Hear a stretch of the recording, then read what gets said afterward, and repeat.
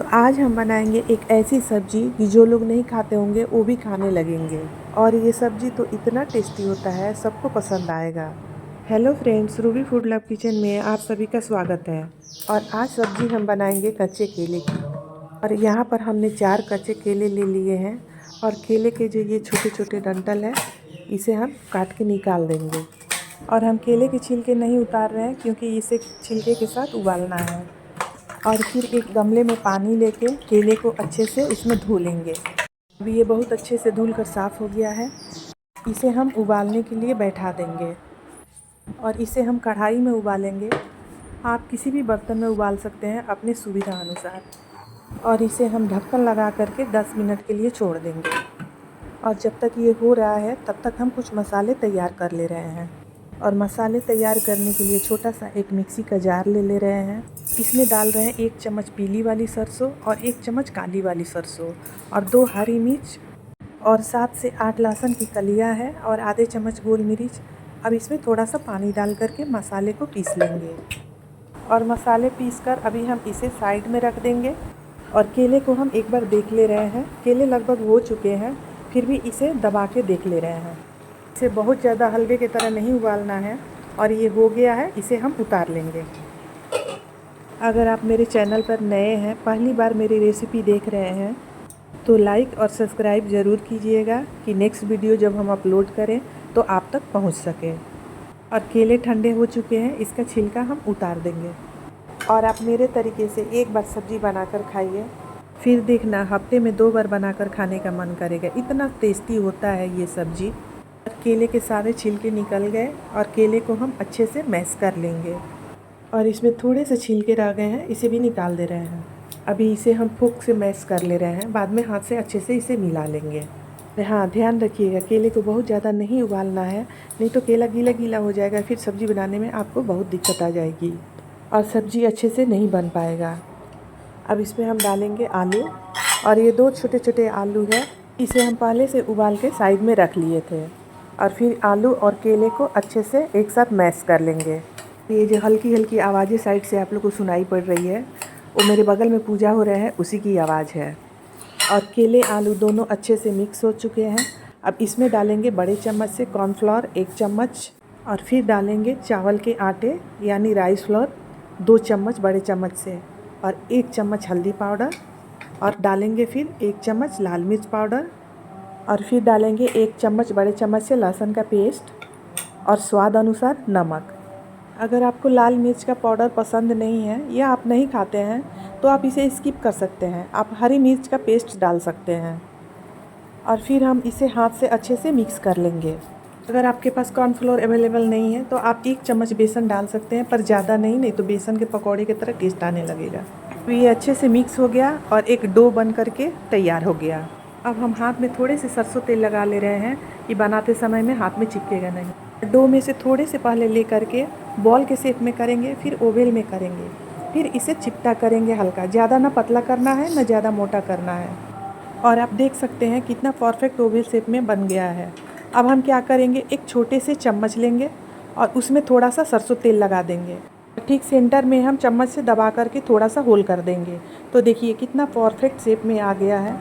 एक और बनाकर दिखा रहे हैं, इसे प्रॉपर हाथ से ही बनाएंगे, इसमें चम्मच का इस्तेमाल नहीं करेंगे। और फिर डो में से थोड़े से ले रहे हैं, छोटे से बॉल जितना। और इसे भी पहले बॉल बनाएंगे, फिर ओवल शेप दे देंगे और हाथ से दबा करके इसे थोड़ा सा फ्लैट कर लेंगे। अब हम क्या करेंगे, एक उंगली में तेल लगा लेंगे और ठीक बीच में हम उसी उंगली से होल करेंगे और फिर साइड में हल्का सा दबा देंगे। और आप देख सकते हैं कितने अच्छे से बनकर तैयार हो गया। और इसी तरह एक एक करके हम सारे बना लिए। कितना परफेक्ट शेप में बन गया है, बिल्कुल फीस की तरह। साइड में एक पैन बैठा के रखे हुए थे, पैन गरम हो चुका है और इसमें डाल दे रहे हैं हम सरसों तेल। तेल भी गरम हो गए हैं और इसमें एक एक करके हम डाल देंगे और डाल के इसे फ्राई करेंगे। इसे हम इंडक्शन पर फ्राई कर रहे हैं 800 टेम्परेचर पे। अगर आप गैस पर फ्राई कर रहे हैं तो मीडियम लो फ्लेम पर फ्राई करना है। और इसे थोड़ा सा इधर उधर कर दे रहे हैं कि पैन में अच्छे से सेट हो जाए। अभी एक साइड से हो चुके हैं और इसे हम एक एक करके पलट देंगे। अगर इस तरीके से शेप देने में झंझट लगे तो कोई भी सिंपल शेप दे दीजिए, बस खाना ही तो है, बस टेस्टी होना चाहिए सब्ज़ी। इसे हम गोल्डन ब्राउन कर लेंगे। इसे बीच बीच में थोड़ा सा पलटते रहना है, नहीं तो एक छोड़ देने से एक साइड से जल जाएगा। इसका कलर बहुत अच्छे से आ गया है। अब इसे एक एक करके हम निकाल लेंगे। अरे ये तो निकल ही नहीं रहा है, ये सोच रहे हैं हम अभी तेल में ही रहेंगे। चलो फाइनली निकल गया। आप पकौड़े को ऐसे भी खा सकते हैं, पर जब खाना हुआ था इसे डीप फ्राई कर लीजिएगा, चटनी के साथ बहुत टेस्टी लगता है।